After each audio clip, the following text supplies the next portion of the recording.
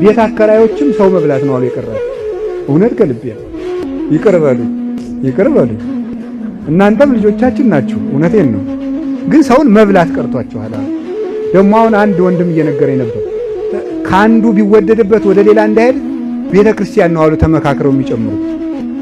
እኔ 500 ልጨምር ነው። ጨምሪ። እሺ ማታ ሄደው ይጨምሩታል። ማታ ሄደው ይጨምሩና ከዛ ምን አደርጋለሁ ሌላ ልፈልግ ሲል እዚያም 500 ጨምሩ፣ እዚያም ጨምሩ። ታው ሰውን መድረሻ አታሳጡ። እናንተንም እግዚአብሔር መድረሻ ያሳጣችኋል። እውነቴን ነው። ይሄ ቤት ይፈርሳል። ይህ ዘመን ያልፋል። ድሃ መሰቃያት ድሃን ታሰቃያላችሁ። ደግሞ እንዲያስብላችሁ አውግር መጣችሁ ቅዳሴ አታፍሩም ወይ? የክርስቶስ አካል መጠጊያ እያጣ ልጄን እንዴት ላሳድግ እያለ በ2000 ብር በ3000 ብር ደመወዝ ለልጁ የሚሰጠው ያጣል። ልጁ እንደ ሀብታም ልጅ አልብሰኝ ይለዋል።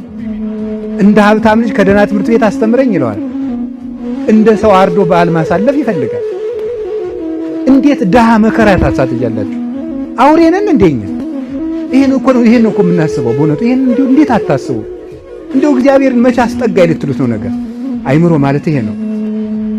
እየቆረጡ ያጤሱት ነበር። ሰው ጨከነ። ስለዚህ ቢቻል በሞት ይያችኋለሁ። የቤት ኪራይ ቀንሱ አከራዮች፣ ከዛሬ ጀምሮ ማለት ነው። እኔ የመንግስት ጋር ትጨርሳላችሁ። እኔ እንደ ቤተክርስቲያን ሰው ነው። ሰው አታሰቃዩ። ሲሆን በነፃ ስጡ። ይሄን ክፉ ቀን ለወር አሳልፍ በሉት። አይ እንደሱ አይደለም እኮ ያልኩት። ቆይ ቢያንስ ለአንድ ወር አሳልፍ፣ ለሁለት ወር አሳልፍ።